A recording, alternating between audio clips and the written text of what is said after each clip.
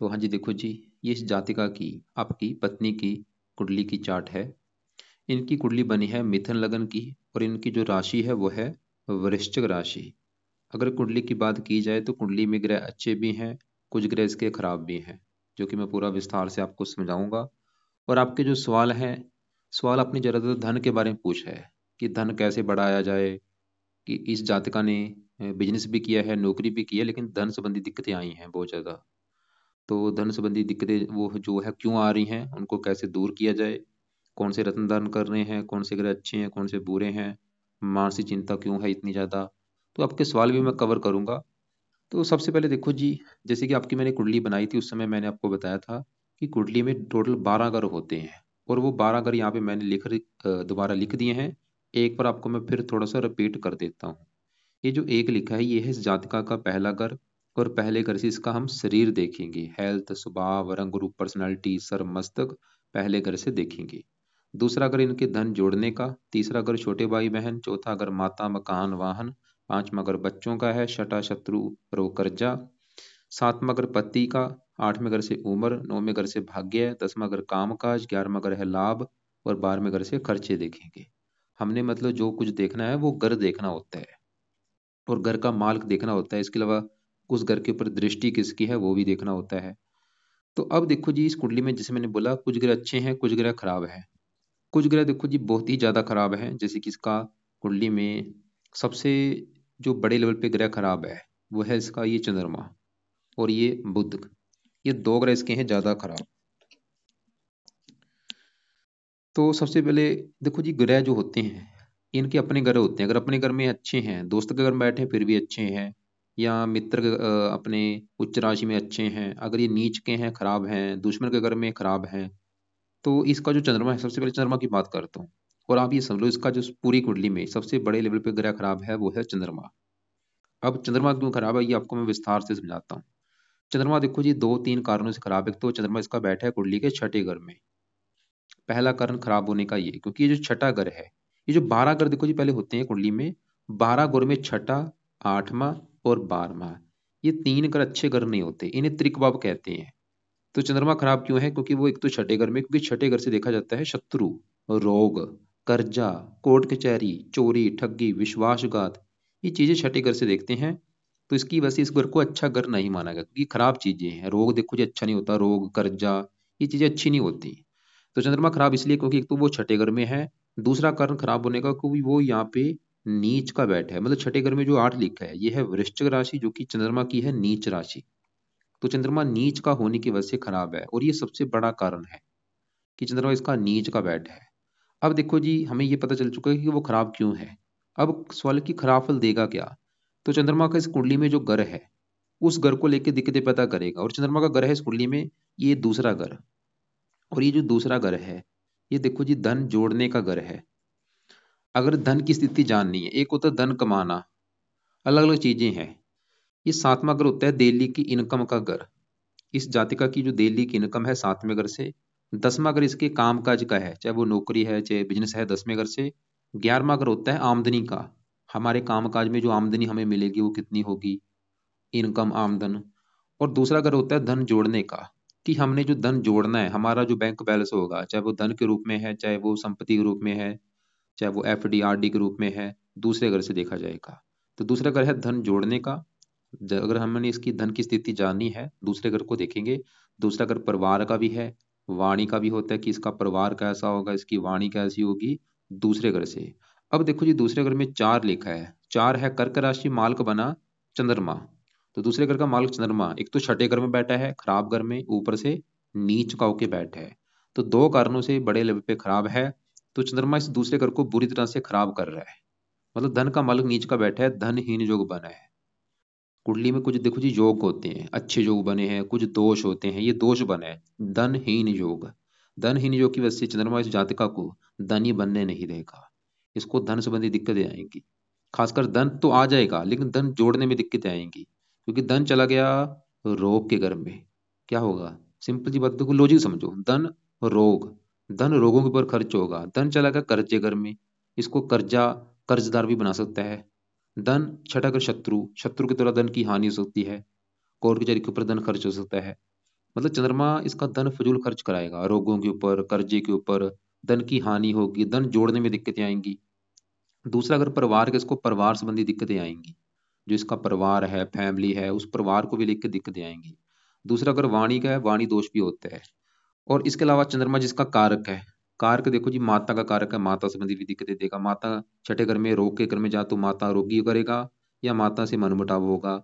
चंद्रमा है मन का कारक, इस जातिका को मन संबंधी दिक्कतें पैदा करेगा। और चंद्रमा देखो जी, जोड़ो चीजें जोड़नी होती हैं। जैसे चंद्रमा है छठा घर किसका, रोग, चंद्रमा से जुड़ा इसको रोग होगा। चंद्रमा के जो रोग हैं इसको होंगे, कौन से रोग होंगे, चंद्रमा के जो रोग हैं, जैसे कि चंद्रमा के रोग कौन से आपको मैं दिखा भी देता हूँ, उनसे जुड़ा कोई रोग इस जातका को होगा। तो यहाँ पे देखो जी, ये रोग मैंने लिख रखे हैं, आप बाद में पढ़ लेना। चंद्रमा मन का कारक है, मन से जुड़ा कोई भी रोग होगा, चाहे वो मानसिक रोग है या पानी का कारक, पानी की कमी से, किसी बाग में पानी भर जाना, पीरियड में दिक्कतें आती हैं, बच्चेदानी का रोग है, फेफड़े, बाई आंख, खांसी, जुकाम, सर्दी, नींद कम आना, पीलिया, आलस, श्वास रोग हो गया, नाक में संबंधी, दमा, हैजा, इनसे जुड़ा कोई रोग हो सकता, अस्थमा। तो मति भ्रम रोग होना, आपने लिख भी रखा था शायद कि मानसिक चिंता हो रही, बड़ा कारण है चंद्रमा। डिप्रेशन का शिकार होना कारण ये है, क्योंकि जो डिप्रेशन है वो मन से जुड़ा रोग है। तो चंद्रमा देखो जी, सही करने से हजारों फायदे होंगे, लेकिन सबसे बड़ा फायदा अगर ये जातक का चंद्रमा को सही करेगी, एक तो इसकी धन संबंधी दिक्कतें दूर होंगी। क्योंकि आप ये, अगर आपने सवाल क्या किया है कि कौन सा काम किया जाए कि ताकि धन आए, नहीं भाई, जो मर्जी काम कर लो, धन संबंधी दिक्कतें आनी है जब तक ये सही नहीं होगा। ये सही हो गया, अपने आप ही चाहे कुबाड़ी का भी काम कर लो, जो कुबाड़ी का काम होता है वो भी कर लो, वो भी चल जाएगा। काम धंधा कोई माड़ा नहीं होता, बंदे के जो ग्रह होते हैं उनको सही करना पड़ता है कि वो जो दिक्कत है क्यों है, किस ग्रह की वजह से है। तो कहने का मतलब क्या है, इसको सही कर लिया, अपने आप ही धन संबंधी दिक्कतें दूर हो जाएंगी। तो टाइम लगेगा, ये नहीं कि आपने हफ्ते में उपाय किए भाई बाद में बोलें कि भाई उपाय किए हैं फायदा नहीं हो, क्योंकि देखो जी, मेरा काम है बताना। अब देखो जी, ग्रहों का फल देना वो इनके हाथ में है। तो हमने चंद्रमा के उपाय करने हैं ताकि धन संबंधी दिक्कतें दूर हों, लेकिन अभी और भी ग्रहों के उपाय बताने हैं। तो सभी उपाय मैं बाद में बताऊंगा क्या क्या उपाय हैं। अब इसी के साथ में बैठो, गुरु बैठा है। सवाल की गुरु कैसे, क्योंकि घर अच्छा नहीं है। गुरु भी यहाँ पे खराब फल देगा, कुछ अच्छे फल देगा लेकिन खराब फल ज्यादा देगा। अब गुरु देखो जी, इस कुंडली में जैसे चंद्रमा इस घर का मालक है, गुरु इस कुंडली में एक तो सातवें घर का मालक है, जो कि इसके है पति का घर। इसका पति कैसा होगा, सातवें घर से देखेंगे, और सातवें घर में लिखा है नौ, नौ है धनु राशि, मालक बना गुरु। तो पति के घर का मालक गुरु। और पति के लिए देखो जी, गुरु को भी देखा जाएगा, सातवें घर में केतु है, राहु की दृष्टि है, इनको भी देखा जाएगा, शनि की भी दृष्टि है। पति के लिए चार ग्रह देखनी पड़ेगी।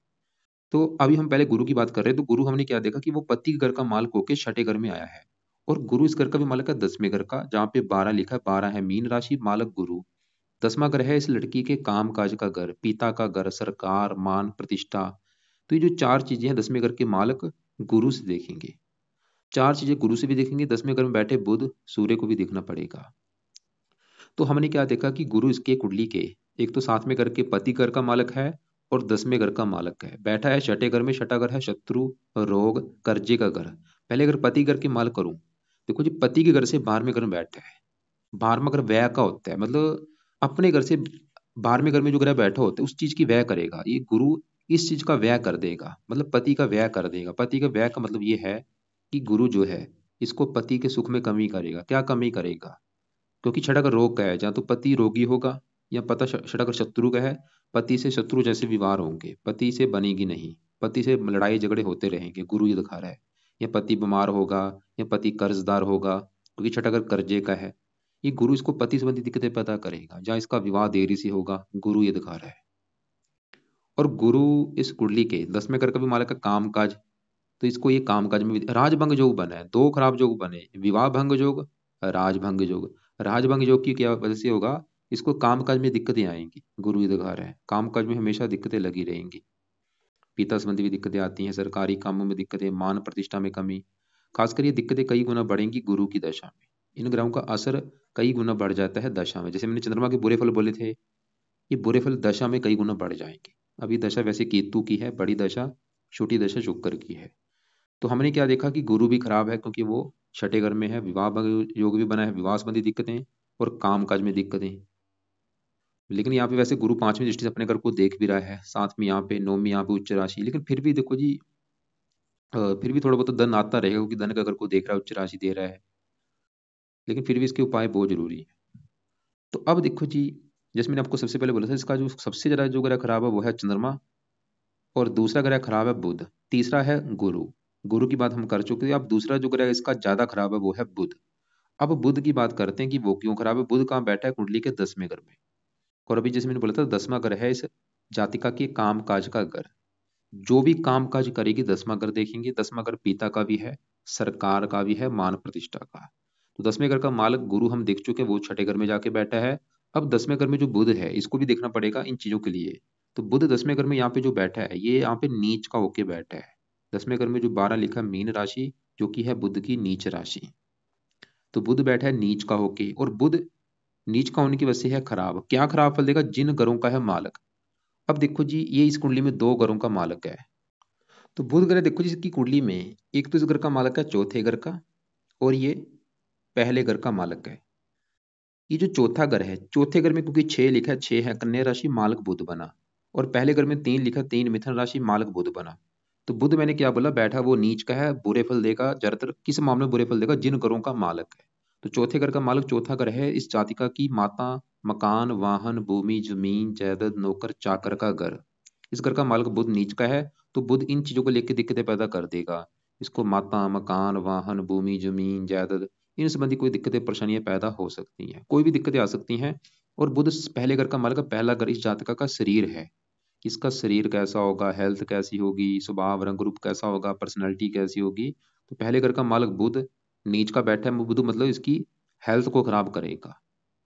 हेल्थ को क्या खराब करेगा? बुध 10वें घर में बैठा है। 10वें घर से घुटने देखे जाते हैं, या तो घुटने में कोई रोग दे सकता है घुटने में, या बुध मिथुन राशि के रोग, सांस की नली में हो गया, या बुध के जो रोग हैं, मतलब इसको जो रोग होंगे बुध के भी जुड़े रोग हो सकते हैं। बुध के जैसे कि त्वचा संबंधी कोई रोग हो गया, और भी काफी बुध के जुड़े रोग होते हैं, उनसे जुड़ा रोग हो सकता है जब बुध 10वें घर में बैठा है।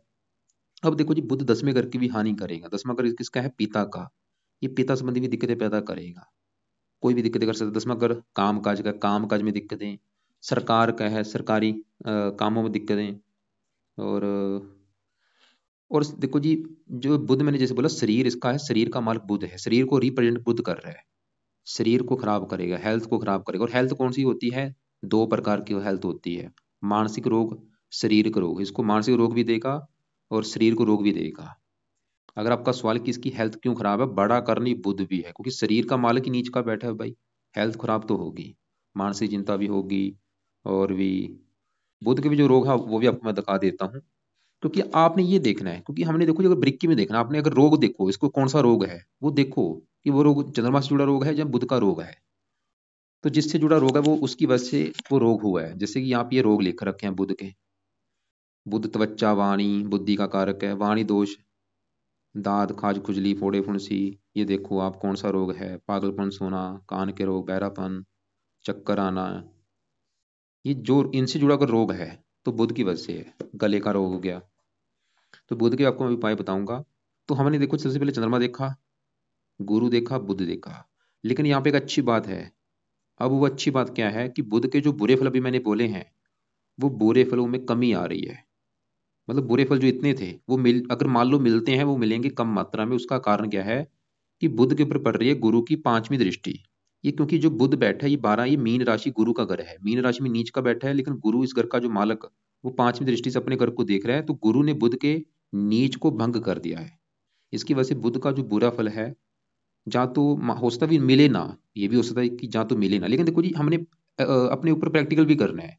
ये जातिका देखेगी कि अगर इसको ये दिक्कत है, दिक्कत क्या है इसको, अगर ये दिक्कत है कि इसके काम काज में दिक्कतें आ रही हैं, क्योंकि ये काम काज घर में बैठा है नीच का।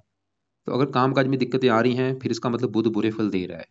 पिता संबंधी दिक्कतें आ रही हैं, और बुध की माता, मकान, वाहन संबंधी दिक्कतें आ रही हैं, हेल्थ खराब हो रही, बुध का बुरे फल मिल रहे हैं। लेकिन हो सकता है बुरे फल कम हो जाए, इतना तो कन्फर्म है। तो यहाँ पे बुध के भी उपाय, क्योंकि वैसे भी देखो जी, जो बुध है ये बिजनेस का कारक है। मान लो बंदा कोई बोले मुझे कि मैं बिजनेस करना चाहता हूँ, उसका पहले मैं बुध देखूंगा कि बुध अच्छा है या बुरा है। क्योंकि अगर बुध अच्छा है तभी वो बिजनेस में सफल होगा। अगर बुध नीच का है तो बिजनेस में सफल नहीं हो पाएगा। वैसे ही बुध के जुड़े काम भी जातिका कर सकती है, जैसे लेखक का काम, लिखने का कोई काम होगा, लेखन, प्रकाशन, ऐसे। क्योंकि बुध इन चीजों में रुचि पैदा करेगा। अब इस घर में जो सूर्य है वो वैसे काफी अच्छा है। क्योंकि सूर्य 10वें घर में वैसे भी दिग्बली होता है और बैठा भी यहाँ पे गुरु के घर में मित्र राशि है।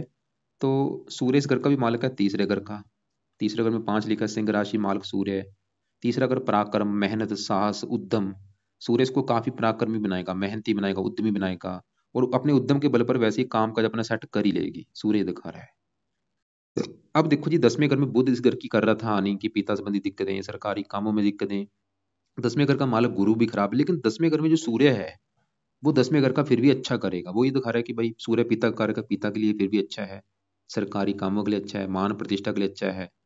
सूर्य यहाँ पे अच्छे है, खासकर सूर्य की दशा अच्छी होगी। दशा, क्योंकि मैं फिर बोलूंगा दशा में इन ग्रहों का अच्छा बुरा फल बढ़ जाता है। बुध की दशा में दिक्कतें आ सकती हैं, सूर्य की दशा अच्छी होगी। और अब देखो जी, आगे बढ़ते हैं। हमने हमने इसके 4 ग्रह देख चुके हैं। अब इसके हम बात करते हैं यहाँ पे शनि की। शनि कैसा है? शनि अच्छा भी है, बुरा भी है, रले मिले शनि फल देगा, वैसे ज्यादा अच्छे फल देगा। तो ये है 5वां घर जहाँ शनि बैठा है। अब 5वां घर जो है वो है इस जातिका की संतान का घर। इसकी जो संतान है वो 5वें घर से देखेंगे। इसके अलावा 5वां घर इसकी पढ़ाई का भी है, पढ़ी लिखी कितनी होगी जातिका। और 5वां घर बुद्धि का भी है। तो ये जो तीन चार चीजें हैं इस 5वें घर से मेन हम देखेंगे। अब 5वें घर में 7 लिखा, 7 है तुला राशि, मालक शुक्र है, हमें शुक्र को भी देखना पड़ेगा। और शुक्र के अलावा 5वें घर में शनि है, शनि को भी देखना पड़ेगा। 5वें घर के ऊपर वैसे राहु की दृष्टि है, मंगल की भी है, इनको भी देखना पड़ेगा। तो सबसे पहले शनि की अगर मैं बात करूं, वो 5वें घर में यहाँ पे जो 7 लिखा है ये तुला राशि में उच्च का बैठा है। उच्च का होके बैठा है, बहुत बड़ी बात है। तो शनि इस 5वें घर का करेगा बहुत ही अच्छा। और किस घर का मालक है? बैठा इस घर में उच्च का है, लेकिन इसके जो अपने घर है, एक तो ये इस घर का मालक है 8वें घर का और 9वें घर का। इन घरों से जो भी चीजें देखी जाएंगी, 8वें घर से हजारों चीजें देखते हैं, 9वें घर से भी काफी चीजें हैं, लेकिन मेन 9वें घर से हम भाग्य देखते हैं। भाग्य देखना है 9वें घर से। 9वें घर में 11 11 है, कुंभ राशि मालक शनि। तो भाग्य देखा जाएगा शनि से, जो कि बैठा है 5वें घर में, संतान के घर में। भाग्य चला गया उच्च, भाग्य उठ के चला गया संतान के घर में। शनि तो ये दिखा रहा है कि भाग्य इसका संतान पैदा होने के बाद इसका साथ देना शुरू हो जाएगा। शनि ये दिखा रहा है। और इसकी संतान भी भाग्यशाली होगी, संतान के द्वारा भी इसका भाग्य होगा, शनि दिखा रहा है। जिसको संतान का सुख अच्छा मिलेगा, शनि ये दिखा रहा है। और इसके अलावा शनि 8वें घर का मालक है, उम्र के घर का। उम्र इसकी काफी लंबी कर देगा शनि। इसको गुप्त विद्या का जानकार भी बना सकता है, क्योंकि 8वां घर गुप्त विद्या का है, 5वां घर पढ़ाई का है। पढ़ाई, गुप्त विद्या, गुप्त विद्या की कोई जानकार भी हो सकती है। 5वां घर संत बुद्धि का, इसको बुद्धिमान बनाएगा, संतान का सुख अच्छा, पढ़ा लिखा। लेकिन शनि इसके लड़कियां ज्यादा पैदा कर सकता है, लड़का कम हो सकता है, लड़कियां ज्यादा हो सकती हैं। तो ये तो है शनि के अच्छे फल। बुरे फल क्या है? तीसरी दृष्टि पड़ेगी पति घर के ऊपर, पति से मनमुटाव कराएगा। 7वीं पड़ेगी 11वें घर के ऊपर, नीच राशि है, आमदनी को लेकर दिक्कतें पैदा कर देगा। दूसरे घर को देखेगा, धन संबंधी भी दिक्कतें। तो इन घरों की हानि कर रहा है शनि भाई। अच्छे फल भी दे रहा है, बुरे फल भी दे रहा है। अब देखो, अब आगे बढ़ते हैं। उपाय आपको मैं एक साथ में बताता हूँ, साथ बाद में क्या करने हैं। अब देखो जी, पहले घर में जो राहु बैठा है, सवाल की ये कैसा? राहु अच्छा भी है, बुरा भी है। अच्छे फल भी देगा, बुरे फल भी देगा। तो ये जो पहला घर है, मैंने भी जैसे बोला था, पहले घर का मालक बुध जो कि नीच का बैठा है, वो तो ये दिखा रहा था कि हेल्थ खराब होगी लाइफ में। क्योंकि लग्नेश है, ये लग्नेश का नीच का बैठना बहुत नेगेटिव बात है। लाइफ में स्ट्रगल करना पड़ता है बहुत ज्यादा। लाइफ में मेहनत का फल नहीं मिलता जब लग्नेश नीच का होता है। अब पहले घर में जो राहु है, राहु पहले घर में यहाँ पे जो मिथुन राशि में उच्च का बैठा है, ये 3 राहु की उच्च राशि है। और अभी जैसे मैंने बोला उच्च का अगर अच्छा होता है, तो राहु पहले घर का करेगा अच्छा। मतलब पहला घर इसका शरीर, सेहत, स्वभाव, इन चीजों के लिए अच्छा है। पर्सनैलिटी अच्छी कर देगा, सेहत अच्छी, स्वभाव अच्छा, रंग रूप अच्छा, साहसी बनाएगा, पराक्रमी बनाएगा, उद्यमी बनाएगा। थोड़ा सा राहु क्रूर है तो क्रोधी भी बनाएगा, जिद्दी भी बनाएगा, गुस्से वाला भी बनाएगा। राहु की 3 दृष्टियां, पांचवें घर के ऊपर मित्र राशि, पढ़ा लिखा, बुद्धिमान। 9वीं यहाँ पे मित्र राशि, भाग्यशाली। तो इन घरों का कर रहा है राहु अच्छा, लेकिन बुरा फल क्या देगा? 7वीं दृष्टि पड़ेगी 7वें घर के ऊपर, पति घर के ऊपर, यहाँ पे है नीच राशि। तो पति के लिए अच्छा नहीं है, पति से मनमुटाव, पति से लड़ाई झगड़े राहु कराएगा। कई बार तलाक होने तक भी नौबत आ सकती है, राहु ये दिखा रहा है। खासकर राहु की दशा में दिक्कतें बढ़ेंगी। और राहु थोड़ा सा, जैसे मैंने बोला, लगन में बैठा है, गुस्से वाला बहुत ज्यादा बनाता है, गुस्सा बहुत ज्यादा आता है। अब 7वें घर में जो केतु बैठा है, जिसकी चल रही है बड़ी महादशा, 1 साल हो चुका है, अभी 30 में खत्म होगी। देखो जी, राहु केतु जितने मर्जी उच्च के भी बैठे हैं, इनके लिए बुरा फल देने का आम बात है, क्योंकि जिन चीजों को कारक होते हैं, बुरी चीजों के कारक होते हैं। तो केतु 7वें घर में यहाँ पे उच्च का वैसे तो बैठा है, ठीक है। लेकिन फिर भी जो मेरे पास केस आते हैं, ये फिर भी 7वें घर में जब भी राहु केतु बैठे होते हैं, क्योंकि 7वां घर विवाह का होता है, पति पत्नी का होता है, तो ये विवाह संबंधी दिक्कतें पैदा कर देते हैं। लेकिन यहाँ पे उच्च का फिर भी हो सकता है बुरे फल जो मिले अगर कम मात्रा में मिले। मतलब केतु ये दिखा रहा है कि थोड़ा सा पति से मनमुटाव होना या पति का बीमार होना, ऐसी दिक्कतें आ सकती हैं, लेकिन क्योंकि उच्च का फिर भी जो बुरा फल देगा वो देगा कम मात्रा में, फिर भी थोड़ा बहुत तो बुरा फल तो देगा ही। बाकी दृष्टियां हैं, 11वें घर को देखेगा, लगन को देखेगा नीच राशि, ये अभी केतु का क्योंकि असर है तो ये लगन को देख रहे हैं नीच राशि, ये अभी केतु अपनी दशा में थोड़ा सा मानसिक चिंता देगा, क्योंकि केतु का अपना कोई सर नहीं है, ये वहम का भी कारक होता है, अजीब सा डर लगा रहता है, भय लगा रहता है कि मेरे साथ ये ना हो जाए, हो ना हो जाए, ये ऐसी दिक्कतें पैदा करेगा। लगन को देख रहा है नीच राशि है, तो ये भी इसके उपाय बहुत जरूरी है क्योंकि केतु की बड़ी दशा है। बाकी देखो जी, इसके यहाँ पे 11वें घर में शुक्र शनि मंगल की मैं बात करूं तो 11वां घर जो है ये आमदनी का घर होता है। आमदनी कैसी होगी, लाभ होगा या नहीं, बड़े भाई बहन, इच्छा पूर्ति। तो 11वें घर में एक लिखा, एक है मेष राशि, माल किसका, मंगल, जो कि इसी घर में बैठा है। तो मंगल 11वें घर में बैठा, बहुत अच्छी बात है। 11वें घर का करेगा अच्छा, आमदनी के लिए अच्छा है, इच्छाएं पूरी जरूर करेगा, लाभ देगा, अगर कोई बड़े भाई बहन होगी उसके लिए अच्छा है। मंगल की तीन दृष्टि है, चौथी दृष्टि पड़ेगी दूसरे घर के ऊपर जहां पे नीच राशि, इस घर की हानि भी करेगा। आमदनी दे देगा लेकिन धन जोड़ने में दिक्कतें आएंगी। आमदनी के लिए अच्छा है लेकिन धन जोड़ने में दिक्कतें पैदा कर देगा। सातवीं यहाँ पे और आठवीं यहाँ पे। और यहाँ पे भी एक अच्छी बात है कि ये चंद्रमा जो नीच का बैठा है इसके ऊपर मंगल की दृष्टि है, क्योंकि मंगल की ये राशि में बैठा है। तो चंद्रमा का भी जो नीच है वो थोड़ा सा भंग हो जाएगा, ज्यादा नहीं वैसे, क्योंकि मंगल यहाँ पे अस्त है, मृत बैठ चुका है। और मंगल छठे घर का भी मालक है। ननिहाल, चंद्रमा तो ये दिखा रहा है कि ननिहाल को लेकर दिक्कतें आएंगी, लेकिन मंगल ये दिखा रहा है कि ननिहाल से इसको लाभ होगा। साथ में जो शुक्र बैठा है, शुक्र इस कुंडली के एक तो 5वें घर का मालक है और 12वें घर का। 12वां घर खर्चे का है, 5वां घर जो मैंने बोला था अभी संतान, पढ़ाई, बुद्धि। शुक्र देखो जी 5वां घर संतान का, संतान उठ के चलेगी लाभ के घर में। ये 11वां घर लाभ का भी है, इच्छा पूर्ति, संतान चलेगी इच्छा पूर्ति घर में। शुक्र भी दिखा रहा है कि संतान पैदा होने के बाद इच्छाएं पूरी होनी शुरू हो जाएंगी, संतान पैदा होने के बाद आमदन बढ़नी शुरू हो जाएगी, लाभ मिलना शुरू हो जाएगा, शुक्र ही दिखा रहा है। वैसे संतान होने के बाद इस जातका का भाग्योदय होगा। दो कारण है, एक तो शनि है और दूसरा शुक्र। तो अब देखो जी, ये छोटा छोटा आपको मैं अब आपको मैं बताता हूँ उपाय क्या है। तो हमने देखो जी क्या क्या देखा, जो ग्रह ज्यादा खराब कौन सा खराब है। एक तो चंद्रमा खराब है, गुरु खराब है, केतु के उपाय इसलिए जरूरी क्योंकि वो उसकी है दड़ी दशा, 30 में खत्म होगी, इसलिए केतु के उपाय भी जरूरी हैं। बुध के उपाय जरूरी क्योंकि वो नीच का बैठा है। राहु के उपाय नहीं करने क्योंकि उपाय ज्यादा हो जाएंगे। शनि के रहने दो, सूर्य के रहने दो, वो अच्छा है। मंगल के भी रहने दो, शुक्र के भी रहने दो। तो उपाय हमने करने चंद्रमा, गुरु, केतु 3 और बुध 4, चार ग्रहों के हैं उपाय जरूरी। होरों के भी उपाय हैं लेकिन चारों के तो बहुत जरूरी है। अब चारों के जो उपाय हैं हम इनको दो पार्ट में बांटेंगे, सुबह के और रात के। तो चंद्रमा गुरु के जो उपाय हैं वो सुबह के टाइम है, तो इनके उपाय क्या है, पहले चंद्रमा के जो उपाय हैं वो समझो। इस जातका ने अभी जो सोमवार आएगा, सोमवार से चंद्रमा के मंत्र एक बार 11,000 पूरे करे, चाहे इसको 4 गुना ज्यादा कर ले, वैसे 4 गुना ज्यादा ही कर लेगी, अच्छी बात है, 44,000। तो सोमवार से स्टार्ट करना है संकल्प, कैसे कि हे चंद्र देवता जी, मेरा नाम ये है, जाति ये है, गोती ये है, आप मेरी कुंडली के धन के मालक हैं और नीच के बैठे हैं, और मेरी लाइफ की सबसे बड़ी दिक्कत धन को लेके आ रही है, इसलिए मैं चाहती हूँ मेरी जो दिक्कत है वो दूर हो, इसलिए आपके मैं मंत्रों की जो संख्या है वो पूरी करने जा रही हूँ। तो इस प्रकार इस जातका ने ये मंत्र एक बार पूरे करने हैं, 44,000। मंत्र है ओम सोम सोमाय नमः। मंत्र जब पूरे कर लेगी उसके बाद इसने गुरु के मंत्र पूरे करने हैं, और जब गुरु के मंत्र स्टार्ट करने हैं वो गुरुवार के दिन से करने हैं संकल्प लेके। इसके मंत्र हैं 19,000, और ये भी संकल्प लेना है, पहले चंद्रमा के करने हैं उसके बाद गुरु के करने हैं, और गुरु के भी संकल्प लेना है कि हे गुरु देवता जी, मेरा नाम ये है, जाति है, गोत्र ये है, आप मेरी कुंडली के हैं 10वें घर के मालिक, जो कि है काम काज का घर, और मुझे बहुत सारी काम काज में दिक्कतें आ रही, जो भी मैं काम काज करती हूँ उसमें दिक्कतें आ जाती हैं, चाहे नौकरी करूँ बिजनेस करूँ दिक्कतें आ जाती हैं। इसके अलावा आप साथ में घर के भी मालक हैं, पति करके मैं चाहती हूँ मुझे पति का भी सुख अच्छा मिले, मेरी मेरे मेरे पति को फायदा हो, उसको लाइफ में स्ट्रगल ना करना पड़े, इसलिए आपके मैं मंत्रों की जो संख्या वो पूरी करूंगी। तो इस प्रकार गुरु के भी जाति का मंत्र पूरे कर ले। तो जब दोनों मंत्र ये पूरे कर लेगी, ये बारी बारी से करने हैं, सुबह के टाइम उपाय भी बोल रहा हूँ मैं।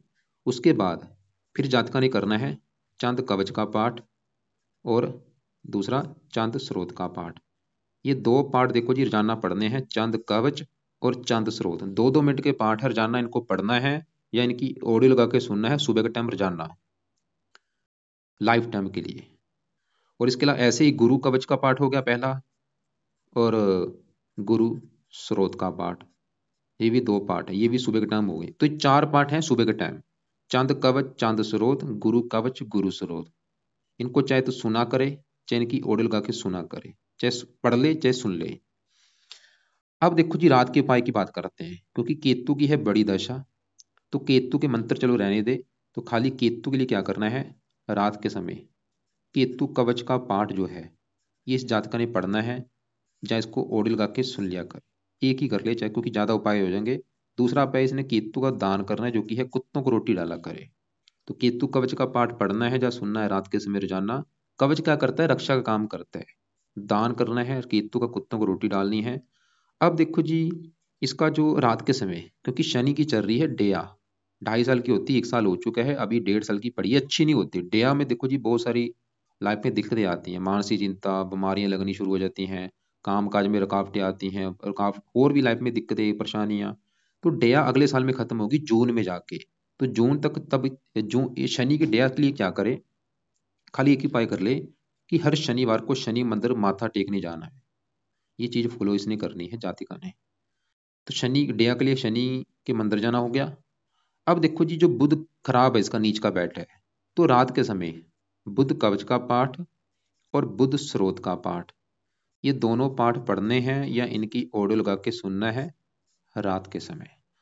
अब दान समझो किस किस का है। दान देखो जी चंद्रमा का करना है हर सोमवार को, सफेद रंग का दान करना है, चावल दूध चीनी ऐसे कुछ चीजें लेके उनका दान सोमवार को करना है।